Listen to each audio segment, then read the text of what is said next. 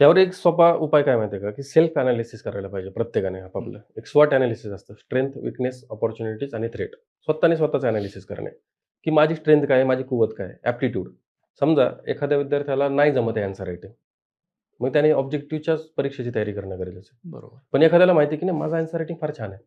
त्याने स्वतःला एकदा टेस्ट करायला पाहिजे आणि एका टाईम फ्रेममध्ये टाकून करायला पाहिजे, की माझी काय बऱ्याचशा अशा चेक्स असतात. म्हणजे समजा माझी आर्थिक परिस्थिती काय आहे? माझा फॅमिलीचा सपोर्ट मला आहे का? माझ्या पाठीशी माझा भाऊ किंवा माझी बहीण किंवा माझे आई-वडील उभे आहेत का? मला प्लॅन बी माझा आहे का रेडी? जर समजा मी 2 वर्षात झालो नाही, तर मग माझी मेंटल अवस्था काय होईल? ती सांभाळायला मी तयार आहे का? ह्या गोष्टीसुद्धा पाहणं फार गरजेचं आहे. बरोबर. मला वाटतं की मुलांनी ह्या सगळ्या गोष्टींचं एनालिसिस ज्यावेळेस केलं, त्यावेळेस त्यांना त्या प्रश्नाचं उत्तर मिळून जाईल की आपल्याला नेमकी कोणत्या परीक्षेची तयारी करायची.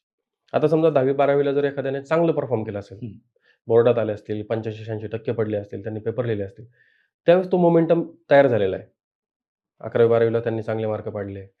बी-एपर्यंत त्यांनी चांगले केले किंवा एखाद्याने इंजिनिअरिंगला पण चांगले. इंजिनिअरिंगला काय ऑब्जेक्टिव्ह थोडीच असतात, डिस्क्रिप्टिव्ह असतात. बरोबर. मग त्यांनी इमिडिएटली जर ठरवलं, की मला 2 वर्षच द्यायचे, एका टाईम ठरवून, की कुठल्याही परिस्थितीत 2 वर्षांमध्ये मी ह्या गोष्टी करणार, ह्या 3 परीक्षा मी टार्गेट करणार. मला असं वाटतं, की मग काही हरकत नाहीये. बरं सोबतच आपण बाकीच्या राज्यांच्या पण फॉर्म भरणं गरजेचं आहे. येस. यूपी, बिहार, राजस्थान ह्या पण फॉर्म भरणं गरजेचं आहे. मला नाही वाटत महाराष्ट्रातलं कोणी भरत कोणी असेल. जात नाही. एक क्वचित उदाहरण आहेत. आपल्या महाराष्ट्रातली एक मुलगी आहे, यूपीमध्ये 6वी रँक आली तिची. महाराष्ट्रातली? महाराष्ट्रातली मुलगी एच-डी-एम झाली तिथे. क्या बात है! तिचं नाव मला आठवत नाहीये.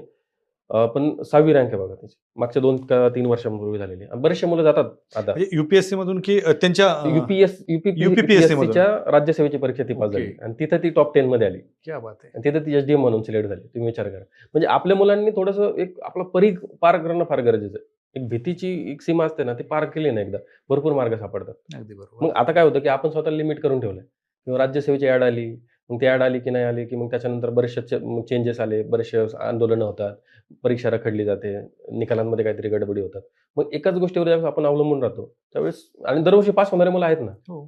स्वप्न सगळ्यांची आहेत आणि ते सगळ्यांनी पाहावेत, सगळ्यांनी पूर्ण करायचा अधिकार सगळ्यांना आहे. येस. आपण कुणाला रोखू नाही शकत. बरोबर. आपण कुणाला नावही नाही ठेवू शकत, "तू का करतो बाबा?" प्रत्येकाला अधिकार दिलाय संविधानाने, तो प्रत्येकाला केला पण अधिकार पाहिजे आहे. पूर्ण. पण बरोबर. त्यासोबत प्रॅक्टिकली हा विचार करणं गरजेचं आहे, की माझ्याकडं प्लॅन बी, दुसऱ्या काही परीक्षा, दुसऱ्या राज्यांच्या परीक्षा पण. आता साऊथच्या परीक्षा नाही देता येणार आपल्याला. हं. तमिळ पेपरमध्ये आपण पास नाही होऊ शकत, नाही पण होऊ हिंदी तर होऊ शकतो. बरोबर. मग उत्तराखंडचा पेपर द्यायला काय हरकत आहे? हरकत नाही. यूपी, राजस्थानचा पेपर द्यायला काय हरकत आहे? एम-पी-एस मध्य प्रदेश, बिहारचा पेपर द्यायला काय हरकत आहे? आपण शकतो असंही तुम्ही सरळ आय-ए-एस सेवा. झाले आणि तुम्हाला जर समजा उत्तराखंड कॅडर भेटलं असतं तर. जावंच लागलं असतं हां, मध्ये. मग तिथं जाऊन जर तुम्ही एच-डी-एम बनले, तर तिथं 10 वर्ष तुम्ही आय-ए-एस बनणार.